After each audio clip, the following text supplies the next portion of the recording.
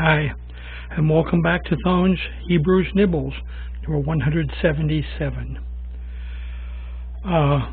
Concluding Religious Directions, Section 2, Jesus and the Lord, which is part 4 of 4. Harmony and Prosperity.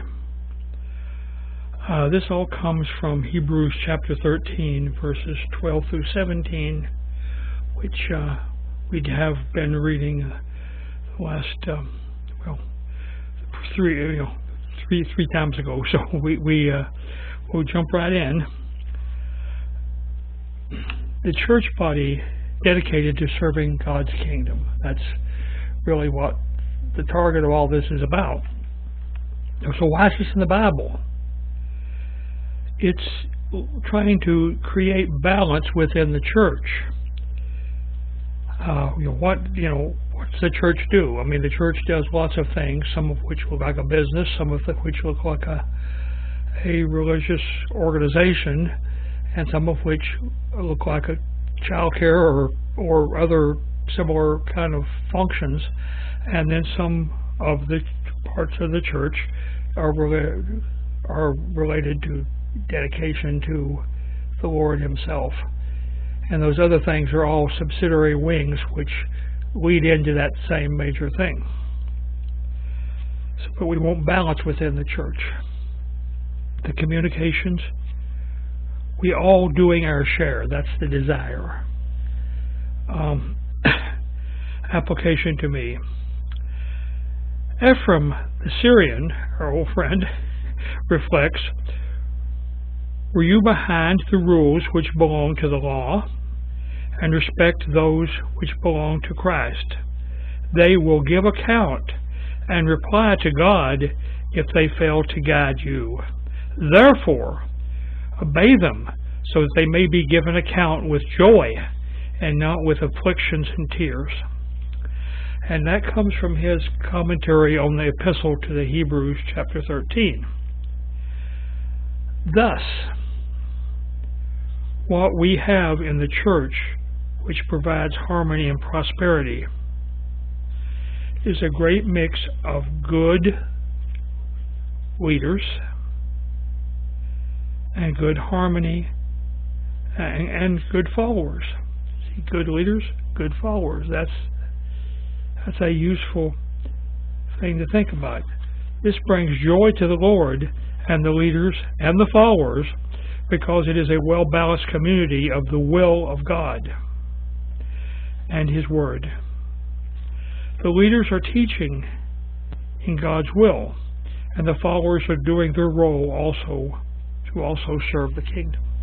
So that's part of one of the parts of this balance we're talking about, is that you need good leadership, but even more than that, probably you need good followership.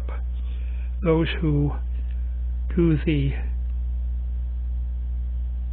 vital but auxiliary roles in the church. And so that means that could say, if you have a huge youth program, let's say, and you have lots of children from the community near and far wanting to come to your church, if you don't have a good bus driver or several good van drivers, then it's all for naught. That good program is going to waste. And that good program is the thing that's going to make those young people interested in God, not only now, but also in their future adult lives. So we have to be balanced. We have to have a leadership which can put together the great program, but we also need the workers who do things like drive vans, change diapers, clean the facilities, all those things. And that's what comes with a balanced thing, is that you have a good program, but you also have to have a good experience as well as the good program, and that's what those other things do. God says the church in good will and unity is my desire. That's what he wants. He wants the church to be in goodwill and in unity. Goodwill, that is, doing what they think is the right thing to do, and that agrees with God. And then unity, they all rather are spending their energy on doing those things rather than arguing about which one's the most important. We all work on all things. And my response is, Lord, thank you for gifting each with talents and passions to do your will. And that's really what we're looking for. You don't have to be the world's greatest organist.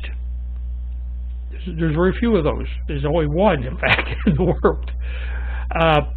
But you don't need to be, you need to be what you are gifted to do, and then apply that, maybe stretching a little bit beyond your normal comfort zone, but not stretching to an impossibility.